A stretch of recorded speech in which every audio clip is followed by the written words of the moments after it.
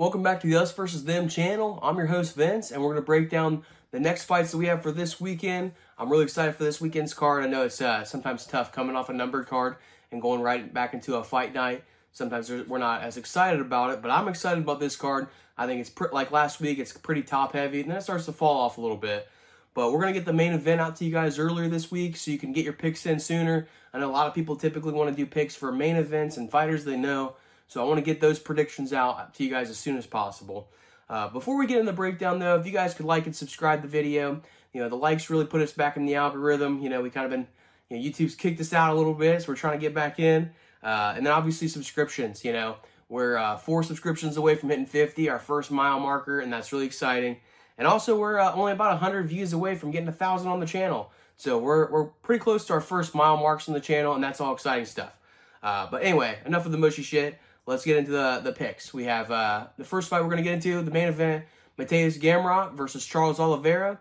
Right now, Gamrot is sitting at a minus 120, and Oliveira is at a minus 106. Basically a pick'em. Mateusz did come into with the odds as a little bit bigger of a favorite, but they've kind of shifted to being basically a pick'em now. This fight has potential to shine and pretty much everywhere it goes, but obviously we know that both these guys are predominantly grapplers. One's a jiu-jitsu player or fighter, the other one's more of a wrestler. So the way they grapple is completely different, but they're predominantly grapplers who have striking abilities. That's probably the best way to put it. Obviously, we got Charles Oliveira, who's the king of submissions in the UFC. He's got 16 finishes in the UFC by way of submission, so he's got the record, and the organization. But another thing that you know about Charles Oliveira, obviously he's dangerous everywhere. He's really dangerous in the scrambles. But when he gets on top, he has really good ground and pound too. We've seen him get ground and pound finishes before. When he gets on top, he's able to find those nasty elbows and those punches. And he's not a typical jiu-jitsu fighter. Sometimes we talk about playing jiu-jitsu on this channel, and that's not really what Charles Oliveira does. Occasionally we'll see him, pull guard. Almost never, though, to be honest with you. But he will pull guard every once in a while. But outside of that, he's not looking to rely on being on his back to win the fights.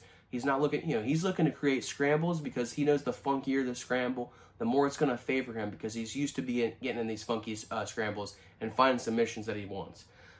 He's, like I said, he's got 16 finishes. He's got 6 gillies, or 6 rear naked chokes, 4 guillotines, a calf slicer, a Darce choke, a triangle choke, and a Peruvian choke, anaconda choke, and an armbar. That's right. Yeah, that's all of them. So obviously this guy's dangerous everywhere when he goes on the ground. A big factor in this fight when it comes to the grappling is going to be on the side of Gamrot. Gamrot's the wrestler, so he gets to kind of dictate where the fight happens. Oliveira, as good as he is at grappling, he's not really known for his takedown skill. He does have good takedowns, don't get me wrong, but I don't think his takedowns are going to be good enough to get the fight to the ground for Gamrot. I think the best chance to get the fight to the ground if he wants to be on top is A, knock him down. That's the best takedown in fighting. And 2 is getting a sweep. If he's able to get a sweep off his back. We saw that in the Islam Makhachev fight. He was able to get a sweep early in the fight and create a scramble and get back to his feet. If he can do that to Islam, he can definitely probably pull that off against Gamrot as well. One thing Gamrot has to be mindful of is his takedown entries. He's definitely going to be shooting takedowns this fight, especially if you find him getting hurt on the feet. He's going to start spamming takedowns to try to force him. They can be sometimes a little bit, ugly to watch. He just kind of dives at an ankle and just hangs on to it. You don't want to do shit like that against Charles Oliveira. That's the type of stuff he's really going to want to minimize in this fight. But when he does get in on takedowns, he really likes that single leg with his head on the outside, and that sets himself up for all kinds of different chokes. Obviously, you have the guillotine choke.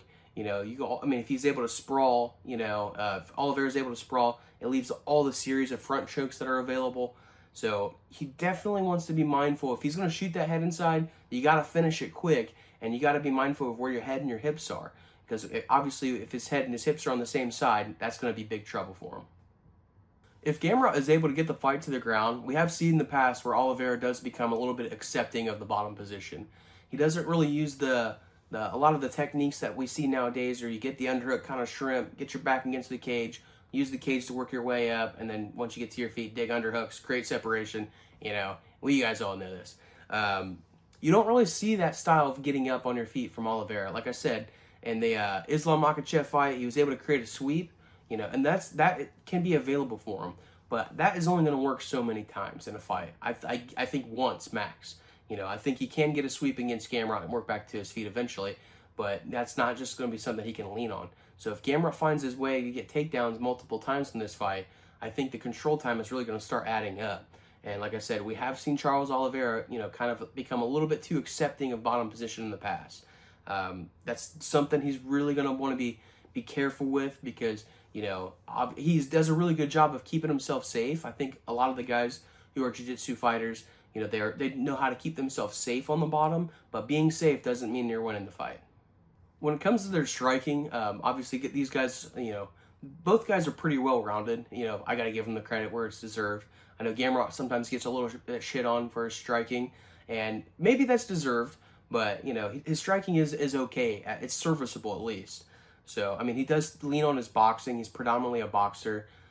He has a relatively short reach for the division, so you'll often find him trying to blitz in and land overhands, especially early on in fights. That's kind of what he does to, it's a nice transition. You throw the overhand, the other arm's there just to attack the leg, and this arm can go right below and attack the legs at the same time. It's based on forward pressure, so the blitzing overhands is what you're going to definitely see from him early.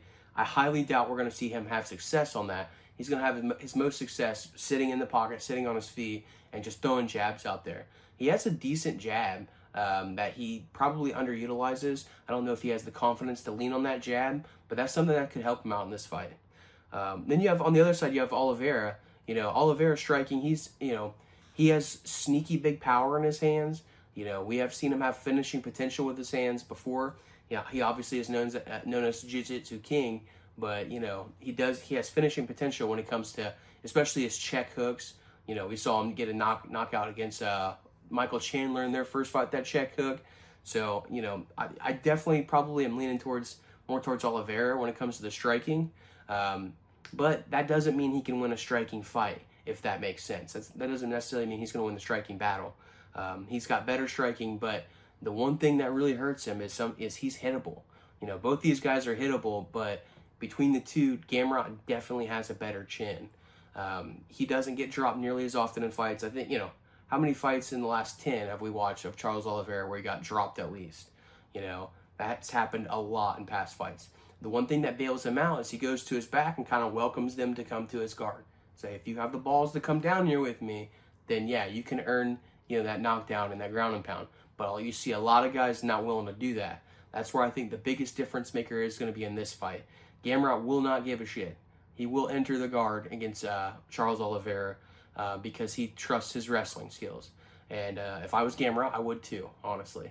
You don't want to become too emotional and too, you don't want to chase finishes, or try to force a finish against a guy like Charles Oliveira. He's going to make you pay for that. But if he does knock him down, he's definitely going to enter the guard to land a ground and pound. Guys, this is a super tough fight for me to pick, honestly. I've been going back and forth on this one. You got a guy like Oliveira who's, obviously, the guy when it comes to submissions in the UFC. He's got the most in the UFC. He's also got knockouts in the UFC. He just goes out there and gets finishes. He's really, really good at getting finishes. But then you got a guy on the other side like Gamrot who's never been finished in his pro career. Could he get finished in this fight? Yeah, of course. There's potential of that. I'm not really leaning towards that, though. When you look at the trajectories of these guys' fights in their careers, I start to kind of lean more towards Gamrot in that regard because he seems like he has a higher trajectory. He seems like he has, he's never been at the top of the mountain before. He has never gotten that pay-per-view money. He's never gotten comfortable like that. So he's still clawing and fighting his way to get back up. You got a guy like Charles Oliveira on the other side who has gotten a piece of the pie before. He's, from the favelas, but now he's a multimillionaire. Is he fighting with the same hunger that he had when he was getting all these finishes? Then you rewind it a couple fights. You go 2 fights ago, Michael Chandler looked great against Charles Oliveira. He didn't look great. Let me not overcommit to this, but he looked good, and he went all 5 rounds with Charles Oliveira. And he also was having success on the feet. If Michael Chandler can have success on the feet, I'm definitely thinking Gamrot can as well. He was able to grit out a decision win there, won probably 4-1. Then he goes and fights Ilya and gets his whole fucking chin exploded in the first round of that fight. Devastating knockout, devastating concussive blow to the head, followed up by big, heavy ground and pound shots. And that was just over 3 months ago. To be a little bit over 3 months ago at the time that the bell rings for this fight to start. To me, that's just not enough time for him to recover, for his brain to recover, especially after going through wars in his past, getting knocked down before in past fights, and kind of surviving that. He's had his bell rung a lot. You have no idea how many times it's happened in training and shit like that too, but we've seen it enough in real fights. So that really makes me not want to go with Oliveira. So for my official prediction, I know I'm probably going on a limb on this one, but I'm going to go with Mateusz Gamrot by knockout. I definitely can see a world where he catches him on the feet, Oliveira goes down, and he's used to taking that as like a little bit of a respite or a break for him, but Gamrot's not going to give that to him. He's going to finish him up, landing big ground and pound shots, and get the fight out of there.